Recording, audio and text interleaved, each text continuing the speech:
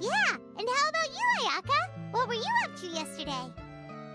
After we split up, Ayato went to see Udex Nervillette at the Palais Marmonia. I was originally thinking of going with him, but he said he could manage it himself.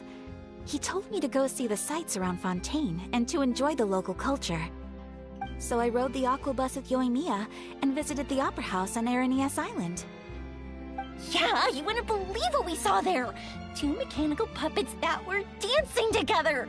Yeah, those two! Amazing, aren't they? We sat and watched for quite a while.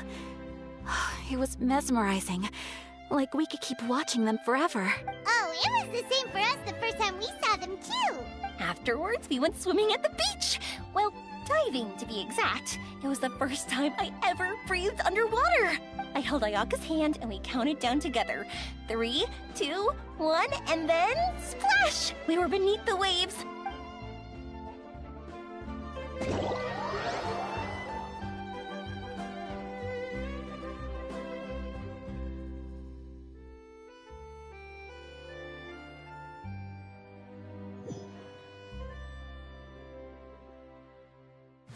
At first, I didn't dare to open my mouth. But once I couldn't hold my breath any longer, I decided to take a big breath in. Turns out the water wasn't as salty as I imagined. It didn't really taste like anything at all. Before I knew it, I was breathing like normal down there. It was an amazing feeling. Ayaka said I was too nervous and needed to loosen my grip. She got used to everything way faster than I did. I knew that the Traveler could do it, so I had no doubt we could do it too. That helped me feel at ease as soon as we dove in. The underwater world in Fontaine truly is beautiful. I love seeing the Romaritime flowers blossoming underwater, like little candles lighting up the streets at night. Yeah, and there were so many creatures that we've never seen in Inazuma. Like those fish that shimmer like a sword blade. Whoosh! Oh, and those big fish that call when they see people. Ooh. Oh, you mean Hunter's Rays and Blubber Beasts! I just love the name Blubber Beast. Just wait till Pops and the others hear about this. They probably won't believe a word I say.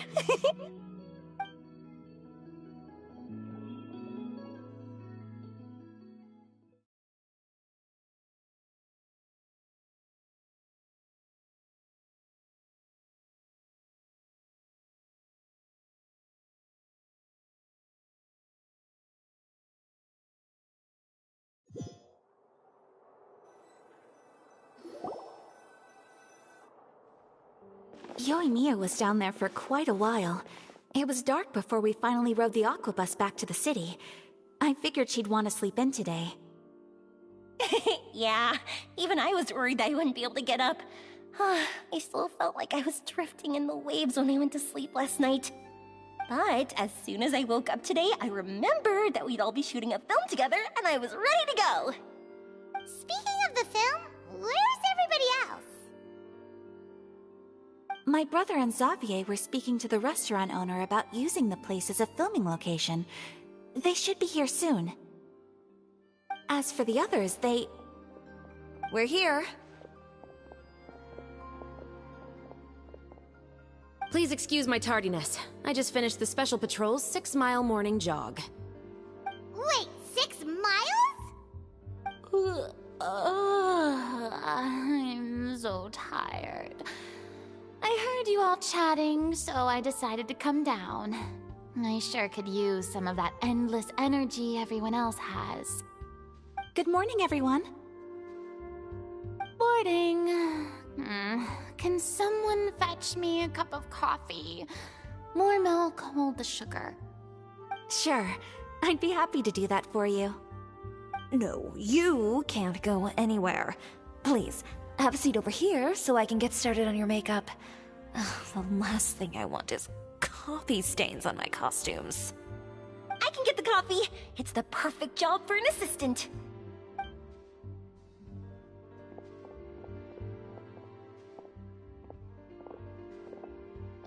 So much energy. Seriously, what's her secret? Oh, Yoimiya's always like that. But you sure look exhausted, Farina. It's because you're not used to waking up so early, huh? Of course not. I spent the whole night reading the novel from cover to cover, marking sections that either need to be omitted or adapted. Wow, Paimon didn't expect you to be so thorough. Well, I was the biggest star in all of Fontaine after all. It takes more than just a pretty face to earn a reputation like that. I know how to get serious when the situation calls for it. I went all out when I was acting as an Archon, so why wouldn't I do the same for my own life? Here's your coffee, Director Farina.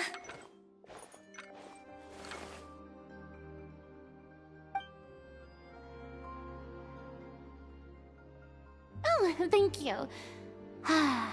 The sound of being called director and the aroma of coffee feels almost as refreshing as hearing the birds chirping in the morning. Ah, it seems everyone has managed to arrive on time. We've reached an agreement with the restaurant owner.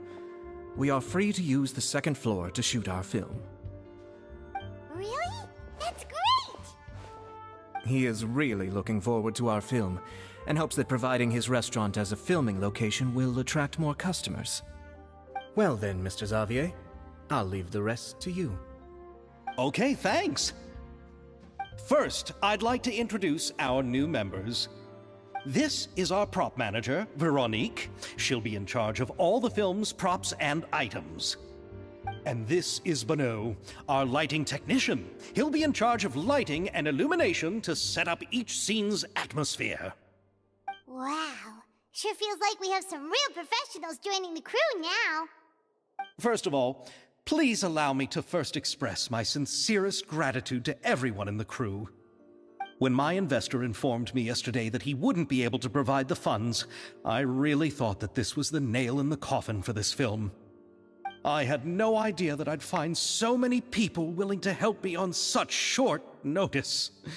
Thank you. Thank you all from the bottom of my heart. No need to be so cordial, Mr. Xavier. We're all honored to be a part of this. Your works made a profound impression on me when I saw them back in Inazuma. I am sure that someday, this film will be remembered as a prime example of cultural exchange between Fontaine and Inazuma. Yes, the story is the reason I agreed to join. I can't bear to even imagine what this film would look like without the very best director. Anyway, I would like to make a promise to everyone that as the producer of this film, I'll do whatever I can to ensure that everything goes as smoothly as possible. This is not just my film. It also embodies the thoughts and feelings of every person here, as well as the endless effort we are about to pour into it. So, without further ado, the Two Musketeers will officially begin filming now! You may take it from here, Director Farina. All right, listen up, everyone.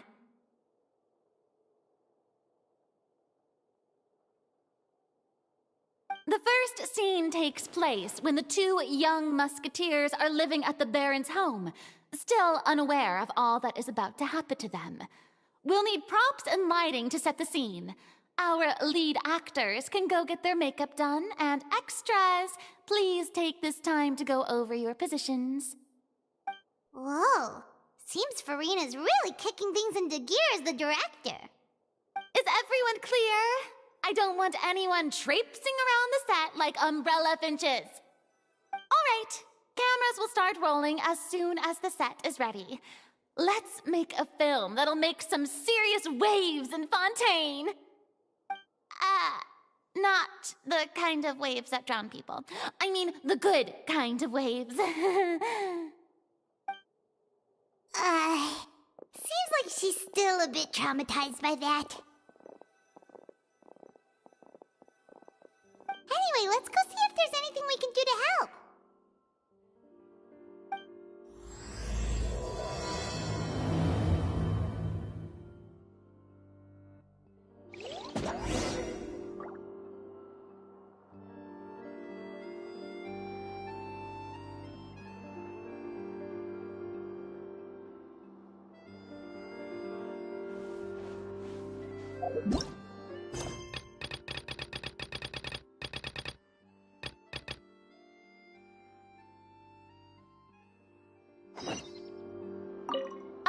I don't need any help here. Why don't you try asking someone else?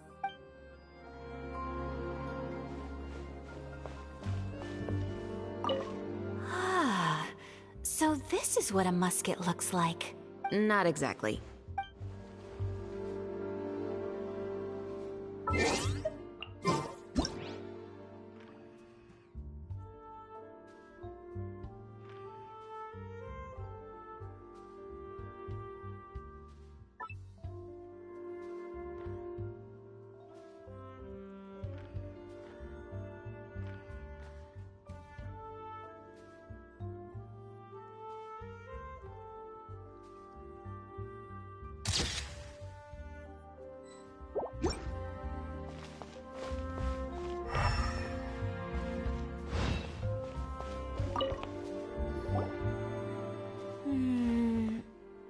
Ayaka has mentioned you to me before. She said that you two were great friends when you were kids. No talking. I'm thinking about how to do your eyeshadow. Ah, yes. To help me really look the part. To achieve a more young and naive look for this scene. Are you saying the wrinkles around my eyes are too deep?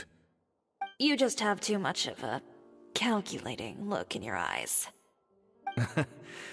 You sure don't mince your words. It seems you really haven't changed much. Quiet.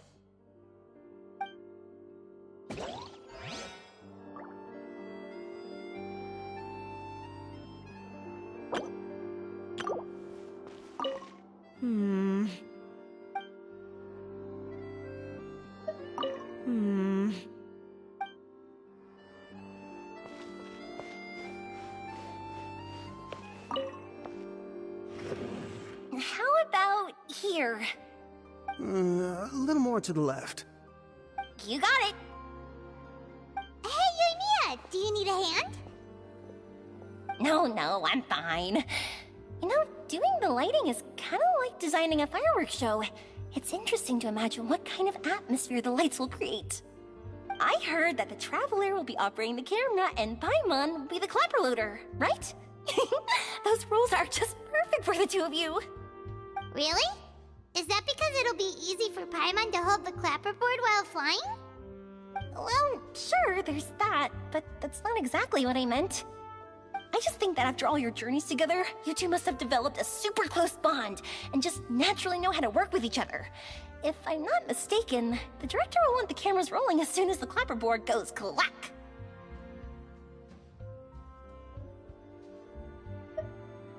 Oh, I see. It's amazing to see the magic behind filmmaking.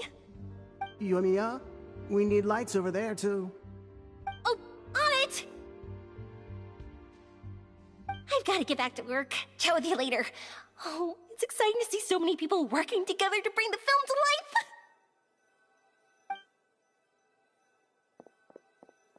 Seems like Yoimiya's really getting into it. But she was right. We do have a super close bond, don't we? Paimon's really happy to hear that.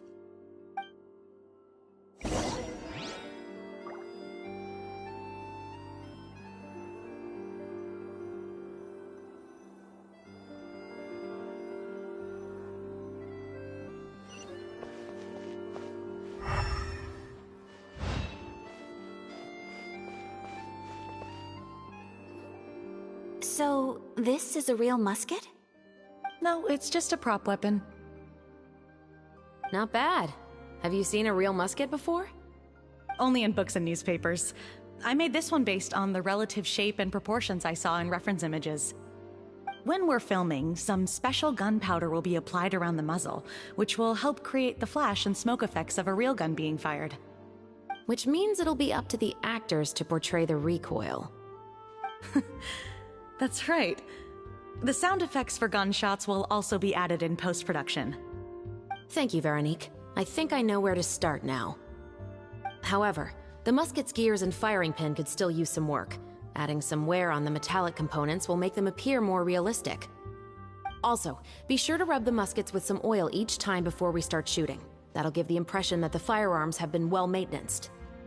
Good point. You seem to know a lot, Miss Chevres. I assume you use these types of firearms on a regular basis? Yes, I perform routine maintenance on my weapons every day. Just like we as people need to eat and sleep, muskets need to be cleaned and maintained.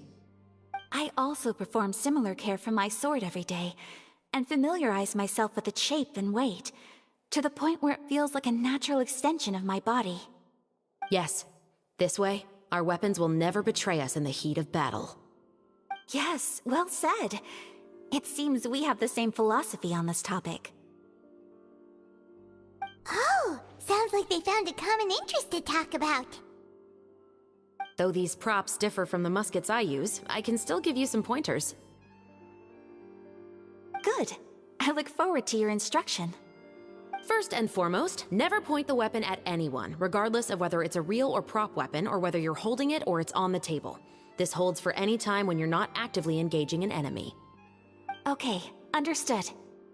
When aiming the musket, extend your arm so that it's level with your shoulder, and use your eye to look down the weapon's sights. Like this? Not bad. Now, try saying your lines. This is the end of the road for you. Good. Now turn your body a little. That way, you'll give your enemy less of a target to work with. And relax your shoulders. Here, allow me to demonstrate. This is the end of the road for you. Huh. Excuse me, Miss Chiori. Director Farina, there's something I wish to discuss with you. Oh? What is it? Like this? Yes, much better. What do you think? I do see your point. But are you sure you wish to do this?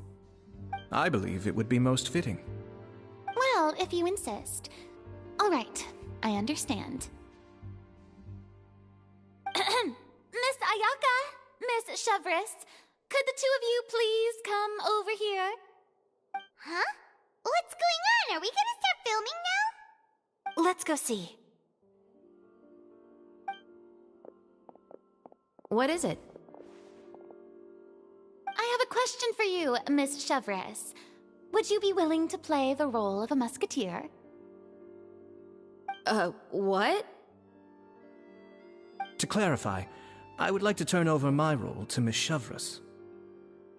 But brother... Don't worry, Ayaka. I actually view this as a good thing. I was becoming troubled trying to set aside some time to speak to the staff at the Palais Mermonia.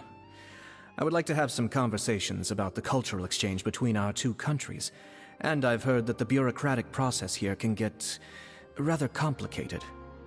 Now, I will be able to focus on my work. Besides, you also know that I'm not really one for public performances. Are you really sure? From a director's point of view, I also felt like the relationship between the two musketeers in the original story could be improved.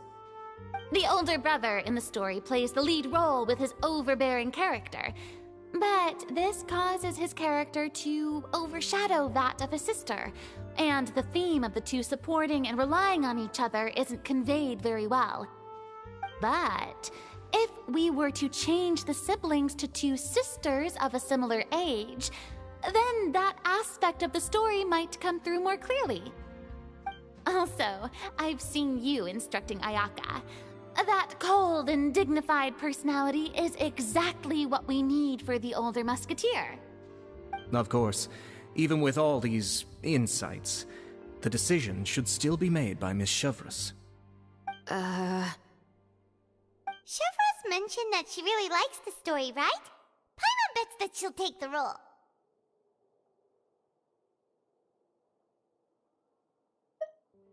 All right, I'll take the role. Good. It's decided then. I'll get started on making edits to the script. We'll also need to make some immediate adjustments to the lighting, props, and costumes. I have a feeling that our adaptation will be even better than the original story.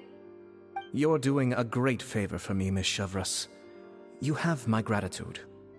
Don't mention it. I like this character, so if anything, I should be the one thanking you. Well, since my brother is the one who brought up the idea, I suppose there's no need to worry. Let's go, Miss Chevreuse. I look forward to working with you. Please, just call me Chevreuse.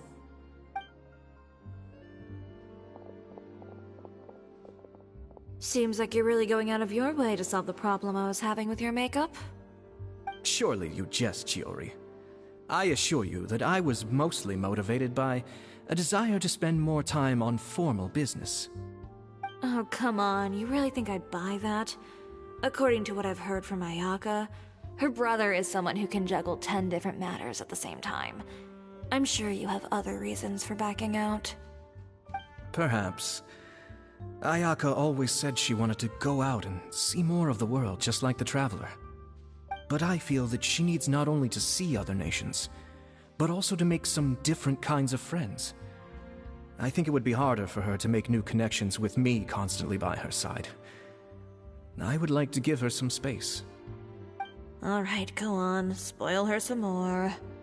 Ayato! It's too bad you're stepping down from the role. Paimon really wanted to see you act as a musketeer. No need to poke fun at me. I'd wager that you also felt that I wasn't the best candidate for the role. It's a little hard for Paimon to imagine you saying those lines. Yes, I've made an appointment to meet some people from the Palais Mermonia. Now, I will have some more time to prepare. Traveler, get the camera ready. Paimon, get the clapperboard. Actors, to your positions. We're about to start shooting the first scene. Go on now. And please take good care of Ayaka. Yep, don't worry. Thank you. I look forward to seeing the film when it's finished.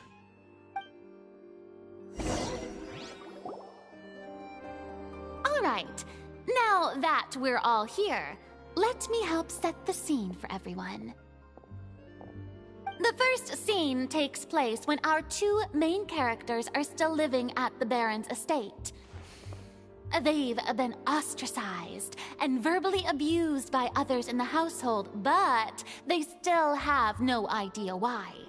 We want to capture how naive and innocent they are, despite their pain. Chevreuse will be playing the role of the older sister, Tulip, and Ayaka will be the younger sister, Iris. Be sure to get close-ups of the main characters at the right moment. Silence on the set! Lights! Camera! Action!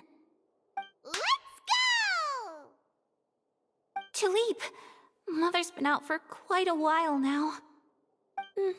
Perhaps she went to pick some flowers on the way home. You know how she loves flowers. Iris, Tulip! I'm home! Mother! You were out for so long, we were beginning to worry about you. I'm sorry, but I'm back now, safe and sound. Here, I brought your favorite treat. Apple turnovers. Mother, what are those bruises on your hand?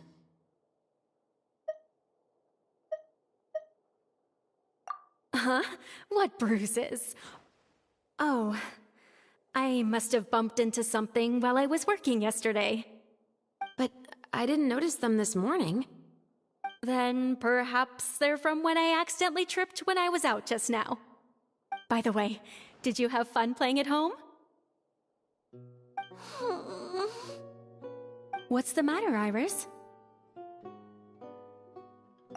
Well, we've realized that no one really wants to play with us. They even took Iris's doll and spat at us. And they even called us names. They said we were... Shh. It's all right. Don't worry. Girls, listen to me. It doesn't matter what anyone says. Don't listen to them.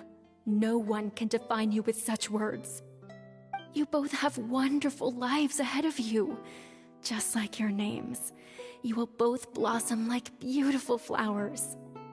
Maybe your time to blossom hasn't quite come yet, but one day, you two will bloom more beautifully than anything else. Don't let the soil you're in now ruin your future beauty. Understand? My dear daughters. And cut! Not bad. The actors' emotions were all on point. Let's keep that take. Also, if our clapper loader could avoid shouting at the start of the scene next time. Oh, got it. Great. I was a little worried that my nerves would get the better of me. What about you, Chevros? I felt fine. The lines weren't too difficult at all. Seems like Farina must have adapted the role nicely. You two were great. I couldn't tell it was your first time acting in a film. You should have more confidence. Thank you for your encouragement. Positions, everyone! We'll move on to the next scene after we try a few more camera angles.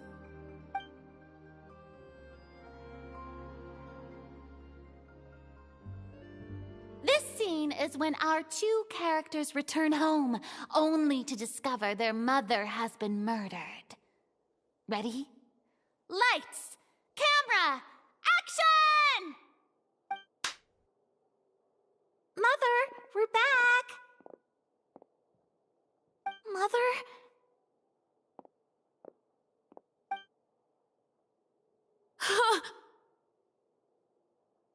What's wrong, Tulip? Iris, stay away! Huh? Why? What's... Mother! Mother... She's... Huh? There's poison in this cup. Huh? I could have sworn I've seen this kind of cup before. Those aristocrats. They didn't even try to cover up their actions.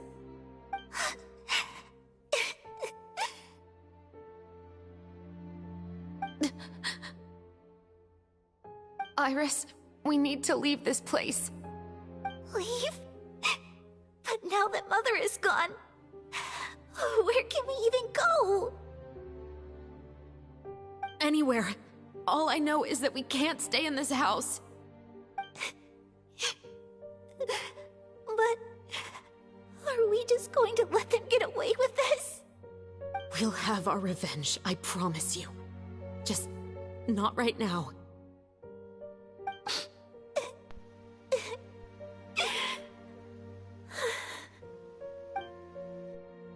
Come on, let's go.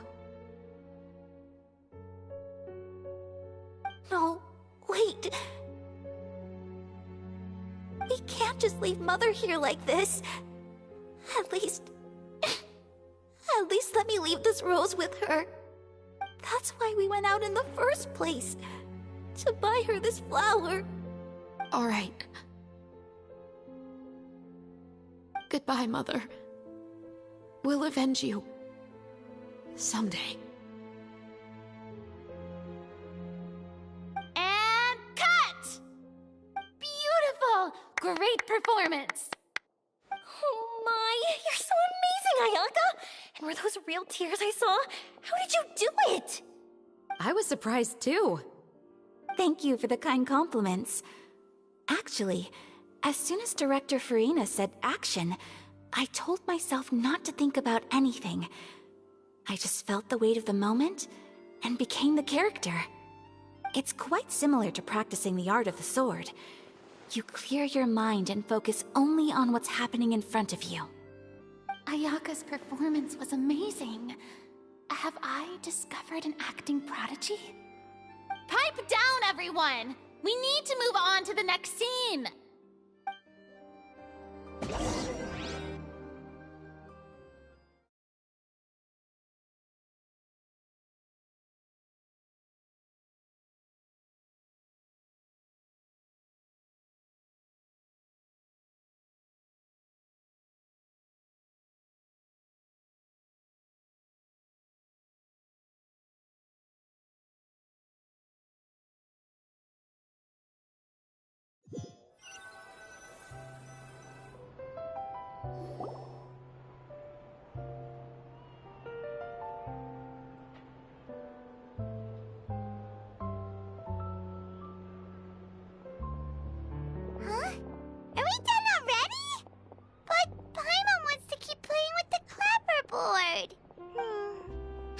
feel, Traveler? Is your arm sore from holding the camera all day? Good work, you two. You too, Shivers. You were quite the actress today. I've read this novel many times before. I have a good grasp of my character's mindset. Anyway, do you remember my request from yesterday? Oh, right! We were having so much fun that Paimon nearly forgot! You have a case where the murders seem really similar to the cases in the novel, right? So, how are they similar exactly? In the story, the main characters grow up to become two musketeers, always using their guns to carry out their revenge. And on each of the victims, they place a rainbow rose as a signal that they've returned. Yes, that's correct. We found rainbow roses just like in the novel. Seems like you're connecting the dots now. Oh, that does sound pretty concerning. Especially after seeing the script today. Oh, now Paimon can't stop wondering what kind of ulterior motive the murderer might have. What do you think, Traveler? You're smart. Paimon wants to hear your thoughts. Good. On behalf of Fontaine's Special Security and Surveillance Patrol, thank you for your dedication to justice. There's no time to lose. We should start investigating right away. Follow me. Huh? Right now? But we just got done filming all day. Paimon's so tired. The most valuable intel always comes after nightfall. They are like small, remote islands in the middle of the sea. If you don't stay vigilant, you will pass right by them in the fog. That's how one of my favorite books always puts it, at least. So, where are we going right now? Let's start by checking out some workshops that sell mechanical components. If the culprit is making their own weapons, it's very likely that they'll visit those sort of places.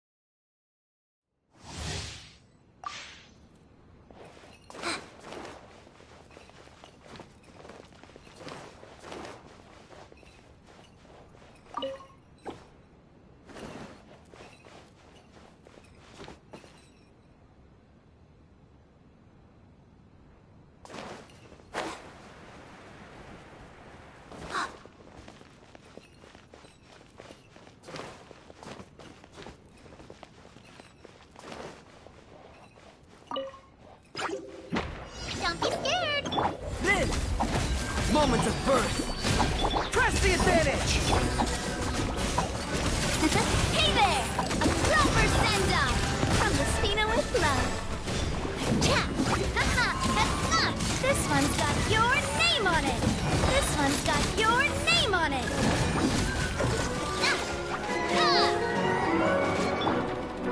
Witness my great undertaking! You play! Fire! Well, with lots. Coming at ya!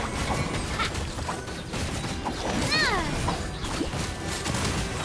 Ha-ha! Cha! Ah! Everyone on me! Coming at ya! Ha-ha! Ha-ha! Proper send-off! From Spina with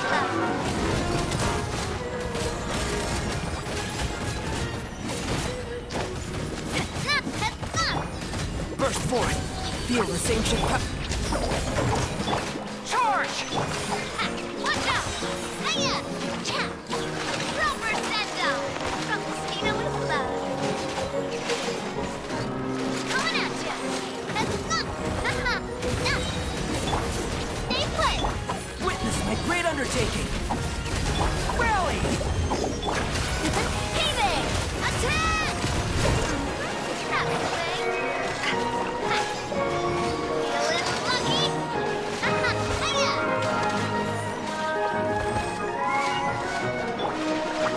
Feel this ancient power! You play! You're up! Hey there! Attack! That's the way. Watch out! Hey there!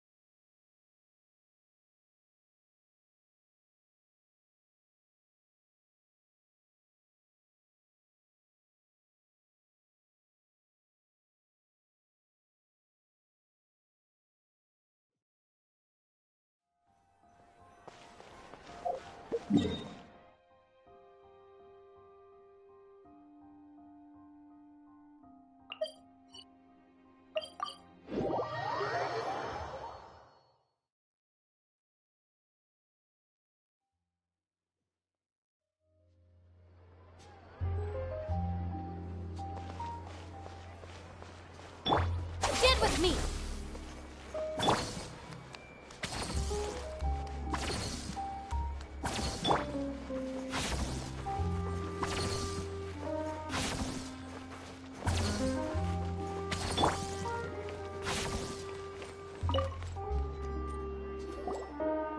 Welcome to Le Show's Clockwork Workshop. How can I help you? Hello.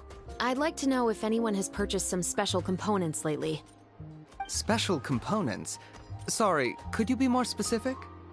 I mean the kind of components that aren't typically used for clockwork toys, but for firearms. Huh? For firearms? No, we don't sell those sort of things here. Don't misunderstand. I'm not here to cause any trouble. We are merely investigating a case, and we're hoping that you could cooperate. Well, to be completely honest, I'm not even sure what kind of components that would entail. Has anyone ever purchased components here as an individual rather than on behalf of an organization? We have a lot of customers who buy toys, but those who buy components are all regular customers who buy in bulk on behalf of their organization. Is that so?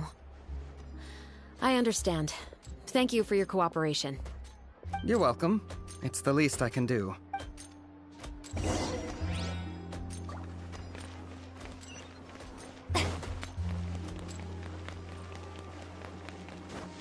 Shower me with praise!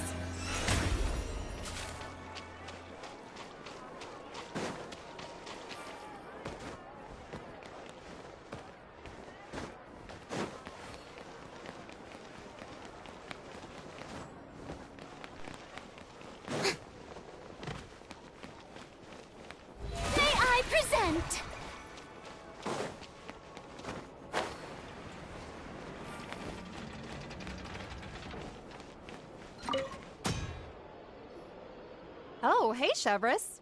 Run out of oil for your musket again? Hello, Estelle. I want to know if anyone has come to your shop recently to order some firearm components. Oh, is this another case? Let me think. I don't think so. Some people have requested that I make some prop guns for the Fontanalia Film Festival, but I refused all of those requests. Oh? Why's that? Because there's no profit! I only make things here that can do some real heavy lifting. I don't have the energy to make some new molds just for the festival. Then has anybody come specifically looking for mechanical components? Well, I usually sell off my scrap to the Fleuve Cendre. I don't typically give them to one specific person. I understand. Thanks for your cooperation. Don't mention it. Always happy to have the Musketeers' patronage. Seems like we haven't found any leads to go off yet. Yeah, unfortunately. Alright, let's head to Fleuve Cendre next. Huh? Are you sure? People might not be so thrilled to see the captain of the Special Patrol there. You think so, huh? Then I guess you don't know. Huh? Know what? That I grew up in Fleuve Cendre.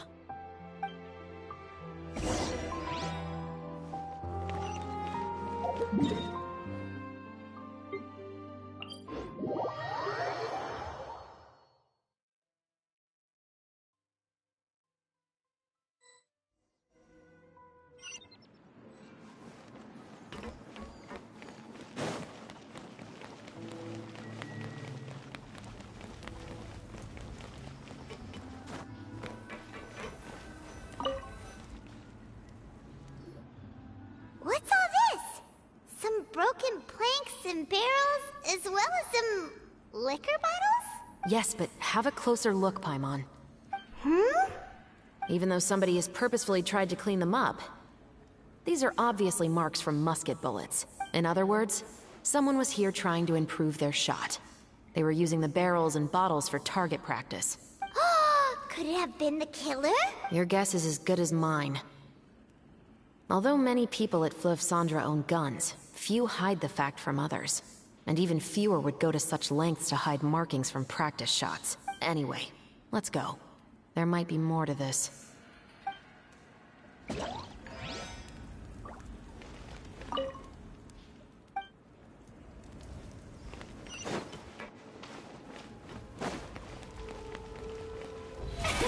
brilliant!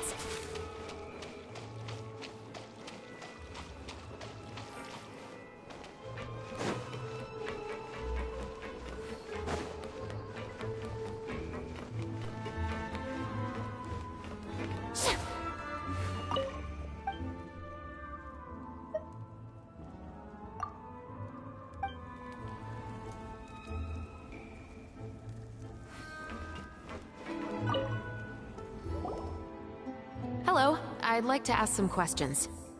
I don't know anything. Don't worry, I'm not here to arrest anybody. You say that now. It's the truth. Here, take this as my guarantee. Wait, did Paimon just see what she thinks she saw? Is the captain of the Special Patrol bribing a citizen?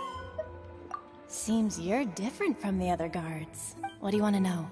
Have you heard anything related to muskets in Fleuve Cendre lately? Anything at all? Muskets, huh? All I know is that about 2 weeks ago, we started hearing some loud noises at night. So loud that it's been waking me up. Were they gunshots? Possibly. It's hard to tell around here. Someone's house collapsing, a pipe exploding somewhere, it's all the same. But the noises I'm talking about definitely happened after I fell asleep. Do you know where the noises were coming from? I don't remember clearly. Is it that you don't remember, or that you need to think about it some more? You tell me. Then please, think about it some more. She's giving her even more Mora! The noises came from the end of the Southern Waterway. I came out and had a look for myself when I wasn't sleeping well, but I didn't dare get too close. That's all I know. All right, I'll take your word for it. Thanks for the pâte de fruits.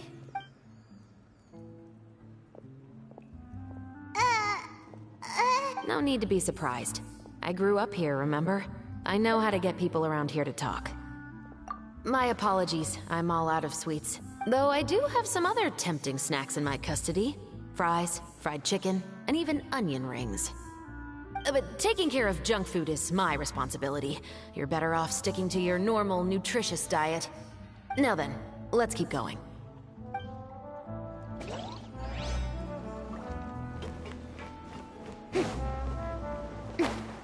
I guess I'm finally on the right path.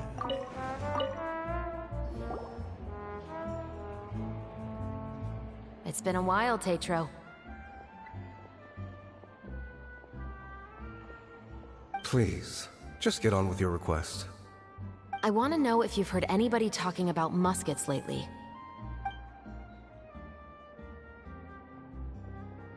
Information isn't free, you know. I've heard that bandits have been extremely active in the countryside recently, and they've been affecting the delivery of goods to Poisson. I can allocate some more manpower to help out with that problem. What do you say? You're still as helpful as ever. One of our men got drunk at dinner about a month ago and lost his gun. 3 days later, it turned up in the corner here. What's weird about that? He just forgot where he put it, right? This is Fleuve Cendre, my friend. Anything of value left in the tavern won't ever make it to the next day. But that gun turned out to be an exception. It didn't get any new wear and tear on it, and didn't even appear to have been fired. We were quite mystified as to what could have happened. I suspect it came back because the weapon was already known to the guards. You mean, a criminal was afraid the Marechaussee Phantom would use the shot marks to track them down? Maybe. But if that's the case, the culprit really took great care to avoid getting caught. I didn't say anything about a criminal. In Fleuve Cendre, knowing who was killed is as easy as knowing what clothes you're wearing today. It's the guy living in the east side, isn't it? I've never liked him. Every time he's here, he just orders a drink and sits there with a nasty look in his eyes. So, who was the one who lost the gun in the first place? Don't bother. Even if you ask, he wouldn't admit to owning a gun to some strangers.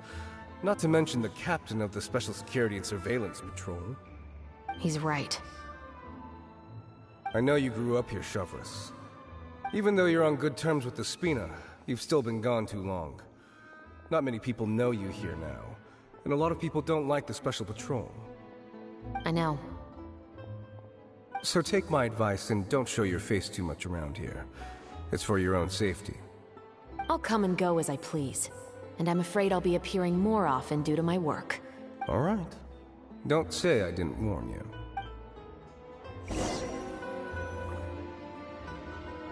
Seems like that's all we'll be able to uncover for today. Paimon feels like we managed to learn a lot more here than up on the surface.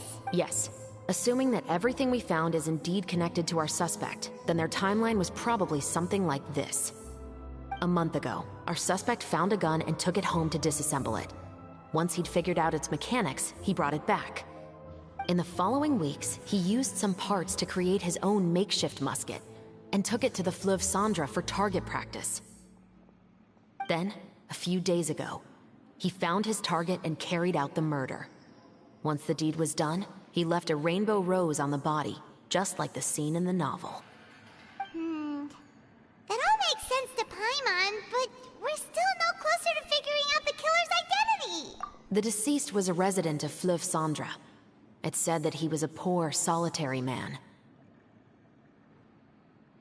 Yeah, that's also something I'm trying to figure out. If we are indeed following the novel, and there's a story behind the murder, then this murder should be an act of vengeance. But according to our investigation, the deceased didn't have any enemies. He was no saint, but no one's heard of a rival who hated him enough to shoot him dead. Much less care to leave a rose on his body.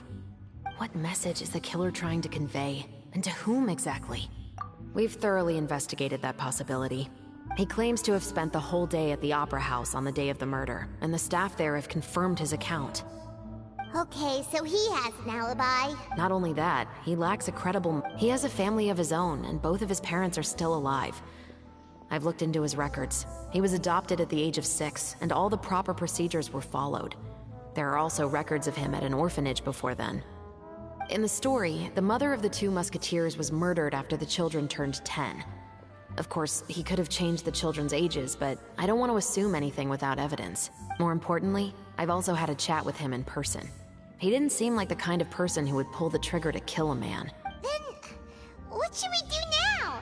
We have all this new information, but it doesn't help us move forward. Investigations take time. I didn't expect us to catch the culprit in just a single day. How about this? Let's spend the next few days filming with the crew. We can continue the investigation once we're done with the film. I'm sure that given time, new leads will present themselves. Wait, but weren't you saying Intel is like small, remote islands in the middle of the sea just a moment ago? Wouldn't you just miss them if you were to stop looking? Ah, but the book had more than one reference to the islands, Paimon. Oh? What else did it say then? As long as you spend enough time sailing through the fog, you'll eventually come across an island.